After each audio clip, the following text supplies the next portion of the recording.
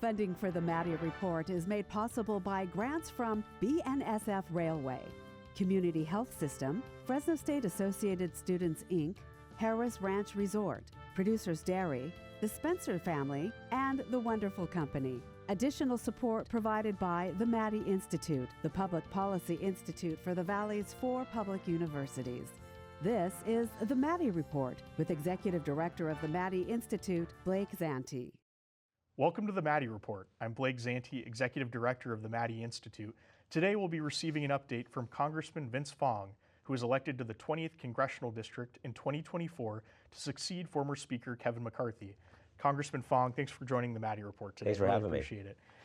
Congressman, I'd like to ask about everyone's career and their journey into public service. Your career began working for Congressman Bill Thomas and then continued for nearly a decade serving as District Director for Congressman Kevin McCarthy. How have those early experiences in federal public service influenced your priorities now as a member of Congress?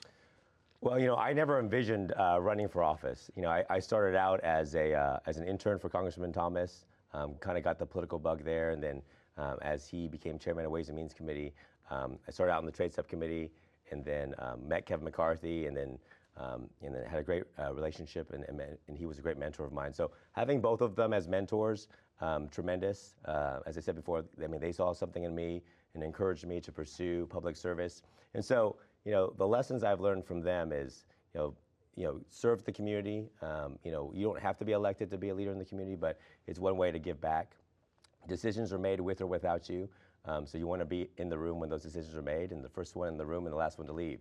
And so, seeing Bill work, a lot of issues as the Ways and Means Chair, both on healthcare, on trade, on lowering taxes, improving the business climate. Having worked for Kevin and really getting my start in terms of really delving into a lot of the issues when it comes to water, when it comes to energy. I think all of my over the years, and then they encouraged me to run for the state legislature, and so every single step of the way, I've learned from our community. We've got the best and brightest when it comes to a lot of the key issues facing our community, and I've just tried to take those lessons and that knowledge that people have given me here, and try to be the best voice and the most effective voice for our community in Congress. Now, when you were in the Assembly, your district had Kern and Tulare counties. Now your district has 4 counties, including the cities of Clovis, Visalia, Bakersfield. How do you represent the needs of such a broad and large district, and what are some of the top priorities that you're hearing from your constituents right now? Well, there's certainly a lot of cohesion with the 4 counties, from Fresno to Kings to Tulare to Kern. We're the food production capital of California. We're the energy production capital of California. We've got 4 military installations, from the Fresno Air Wing to the Naval Air Station in Lemoore, the Ridgecrest China Lake Naval Weapons Center, and then Edwards Air Force Base. And so, I've tried to get to every single community, every single month, trying to meet with everybody. And every single community has their own unique needs. But as a region, we're the fastest growing region in California. We're still relatively affordable to the rest of the state, so there's tremendous growth that's going to be happening. So we're going to need housing, we're going to need medical professionals, we need to support our healthcare systems, and then of course the industries that make our community go, agriculture, energy. We need to make sure that we give them the opportunity to succeed. That includes water infrastructure, streamlining regulations, ensuring we get permits to allow for more domestic energy production.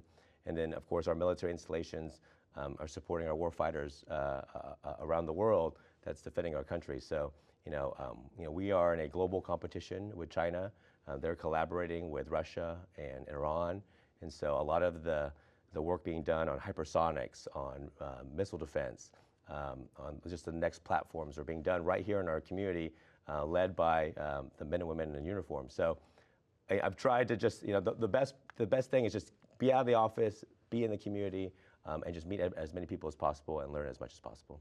Now, you're also on a couple of key committees, the Transportation and Infrastructure Committee and Space and Aeronautics.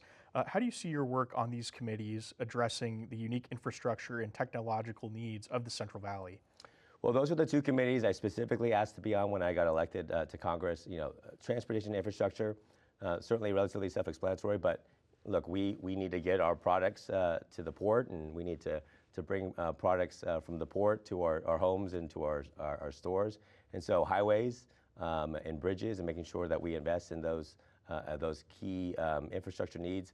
Clearly, all of us have driven the 99 and the 5. We need to make significant improvements, expand the 99 throughout the state. We have a lot of rural roads in our community that need to be enhanced.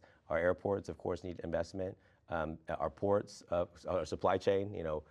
We don't realize how important the supply chain is until it's disrupted. And so that's the work that's being done on the Transportation Infrastructure Committee that I'm certainly really engaged in. And then on the Science, Space, and Technology Committee, the focus on AI, the focus on quantum, that's going to be hugely important for us, not only in the Central Valley, but across the country, across the globe. And we want to make sure that our region has the workforce, can be leaders in AI, with Fresno State and Cal State Bakersfield, but then also with our community colleges. So we want to make sure that we're not left behind when it comes to AI development. Commercial space, we see the launches at Vandenberg, but space policy is extremely important just because we don't realize how much of our daily lives is dependent on those satellites and our ability to work in the space world. We're going to take a quick break, and then we'll be right back after this. This is the Maddy Report. Welcome back. Congressman, recently you've been talking about the expiration of the Trump-era tax cuts, which would potentially have some impacts on Central Valley families. Could you talk a little bit more about what's going on with that tax cut expiration, and what do you believe are some of the key provisions in there that would have the greatest impact on Central Valley families? Well, this is one of the biggest things that we're working on right now in Congress, the reconciliation package, but part of that reconciliation piece is extending the Trump tax cuts permanently. Those Trump tax cuts were passed in 2017. They lowered the personal income tax on every single Californian, every single American. We lowered the corporate tax rate. There's pass-through deductions. We increased the child tax credit. I mean, there's the manufacturing tax credit to encourage manufacturing, dealing with the death tax, which is important for our farmers and ranchers. So there's a lot of key provisions that are critical to ensuring that capital not only flows into our community, but is invested across the country. The challenge is that those tax cuts and those deductions expire at the end of this year. And so we do not want to have that cliff. We need to address that cliff, because if we don't, then we're going to see taxes be raised across the country, affecting every single American, every single Californian. And so we just can't have that happen. So we need to extend those tax cuts and make sure that we have sound pro-growth tax policies so that we can encourage business growth, encourage investments in our community, and allow our small businesses to expand. Talk a little bit about the death tax and how that ties into supporting California farmers. I mean, could you just expand on that a little bit more? Well, our farmers are generational businesses. We want to encourage those farms to be able to be passed down generation to generation. Encourage those family members who are looking to get into agriculture to continue to maintain that legacy. Congressman, this is a rapidly shifting policy area, so by the time this episode airs, who knows what is going to happen. But tariffs have certainly been a hot topic here in the Central Valley and across the nation, particularly on ag and exports and global market access. What is going on with tariffs right now in the U.S. economy, and what's your viewpoint on using them as a tool to leverage relationships and trade with other nations? Do you see it as an effective tool, or is it something that is harmful to agriculture and manufacturing? Well, I started my career doing international trade policy.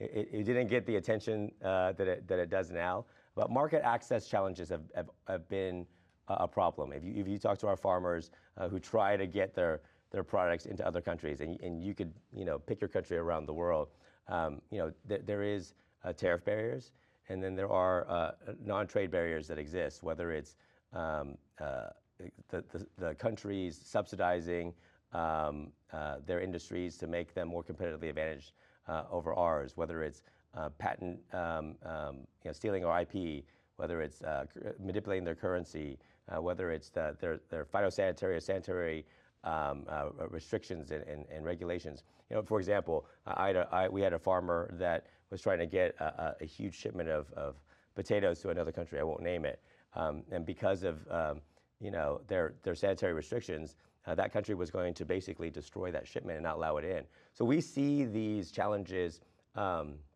every single day, and so a lot of folks don't realize how difficult it is to try to get products across the globe and to get access into these markets. So we have an opportunity. The president is right now negotiating, you know, potentially over 100 trade agreements to get market access, and I think that's going to be positive for not only for our farmers, but for our ranchers and for our manufacturers. But we have some bad actors, and so China is the elephant in the room. They are the country that has restricted access to their country, that they steal our intellectual property, they human rights abuses, they manipulate their currency. I mean, they do a lot of things that just are not fair, and so we need to make sure that we have a level playing field. But we also, unfortunately, as a country, are reliant on them for a tremendous amount of things. If we've learned any lesson from the pandemic, it's like we have to make sure our supply chain is resilient.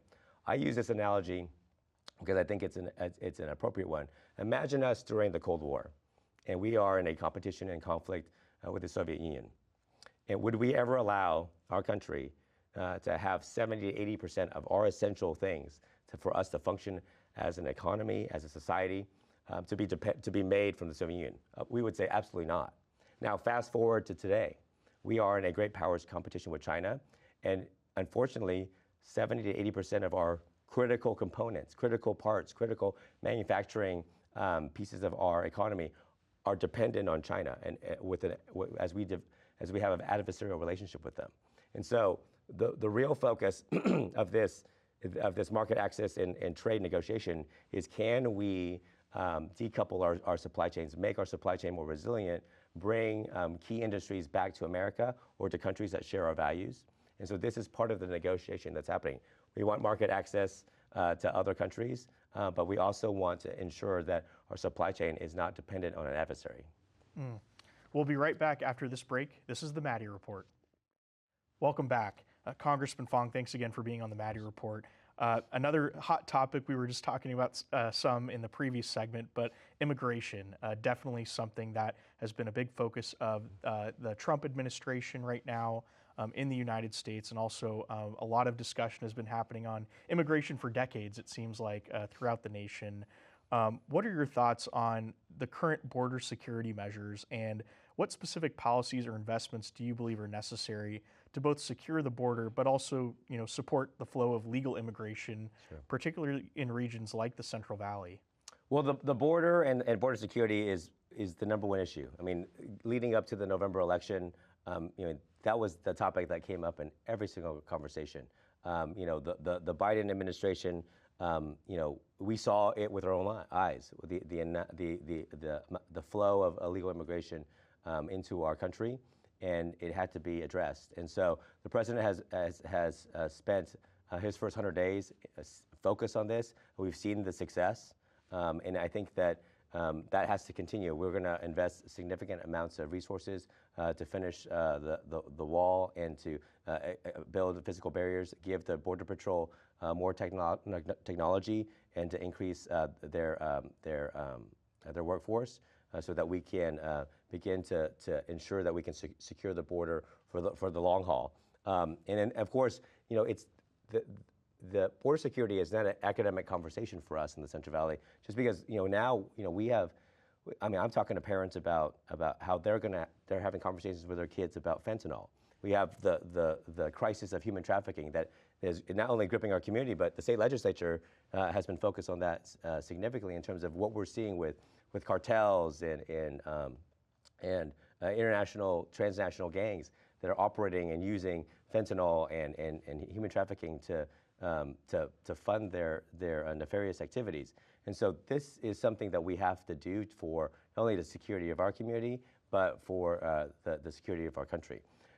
Moving forward, you know, we have to tackle a lot of issues of our broken immigration system, but we can't deal with that when there's no trust that the border is secure.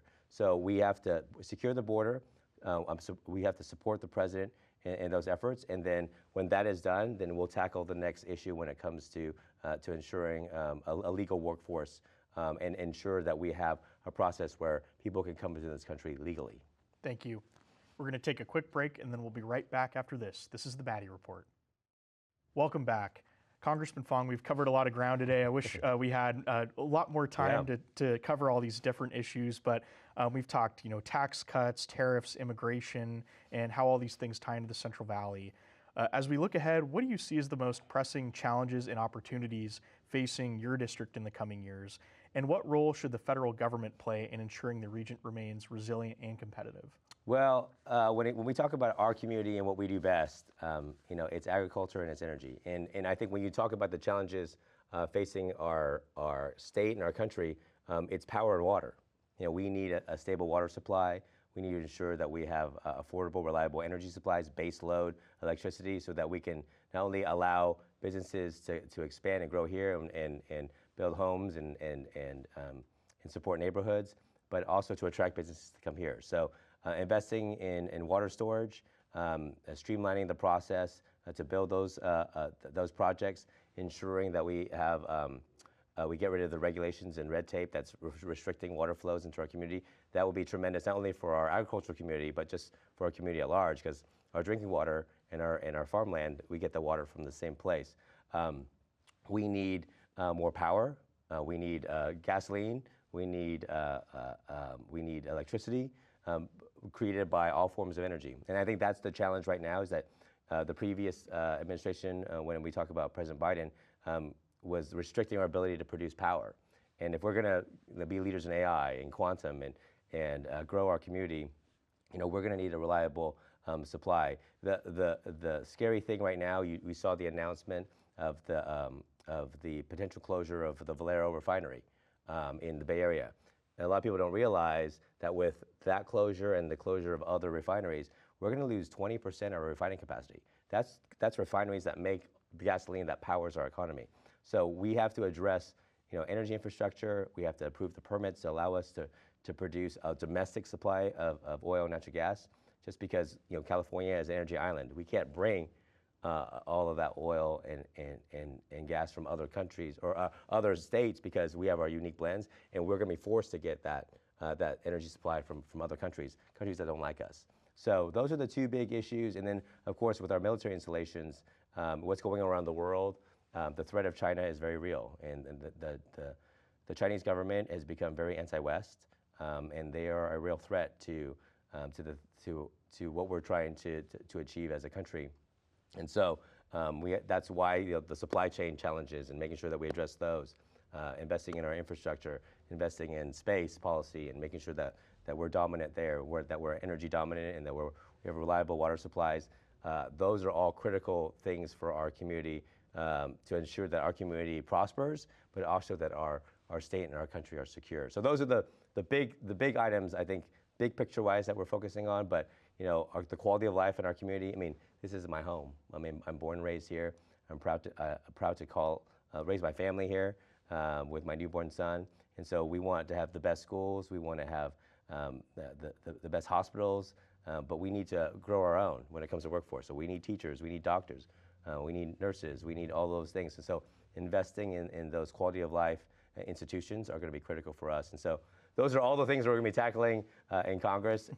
A strong business climate, getting back to the basics, and just supporting our community as best as possible. Well, Congressman, that's all the time we have today on the Maddy Report. Thank you so much for coming. Thanks for having me. Really appreciate it.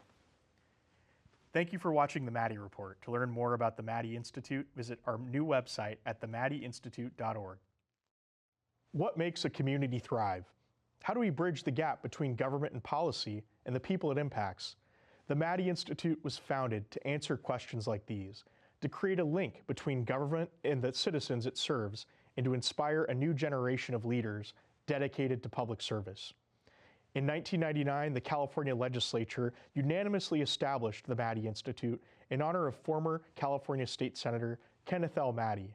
Senator Maddy was widely respected for his commitment to bipartisan solutions and his dedication to the people of California's Central Valley. Known for his ability to work across the aisle, Senator Maddy believed that effective government begins with respectful dialogue, evidence-based policy, and a commitment to the common good. Today, the Maddy Institute continues his legacy. Our mission is threefold. 1, to promote more effective and inclusive government. 2, to encourage civic engagement. And 3, to conduct research on key issues impacting the Central Valley. Through these efforts, we aim to educate, inspire, and empower the next generation of public servants and community leaders. One of the most impactful ways we fulfill this mission is through our internship programs. Each year, the Maddy Institute provides opportunities for students from the Central Valley to work in legislative offices, both in Sacramento and Washington, D.C., as well as local government agencies. These internships give students real-world experience in policymaking, allow them to see government in action, and help them build the skills they need to make a difference in their communities. But the Maddy Institute isn't just for students. Through our civic engagement programs, we create opportunities for everyone to participate in the political process. From community forums to workshops, we bring people together to discuss important issues facing the Central Valley, like water management, air quality, economic development, and education. These events foster open dialogue, allowing citizens to engage directly with policymakers, experts, and others, creating a stronger and more informed community. And to ensure the public stays informed, the Maddy Institute produces the Maddy Report, a weekly public affairs broadcast that covers the latest issues impacting California. Each episode features interviews with lawmakers, journalists, and subject matter experts, providing insights and analysis on topics that matter to our region. Whether it's understanding new legislation or exploring solutions to local challenges, the Maddy Report is a trusted source of information for those who want to stay engaged. At the heart of everything we do is a belief that good governance requires an informed and engaged public. From nurturing young leaders to fostering dialogue, the Maddy Institute is dedicated to creating a future where the people of the Central Valley can thrive. Join us as we continue Senator Maddy's legacy. Together, we can build a brighter future, one informed and engaged citizen at a time.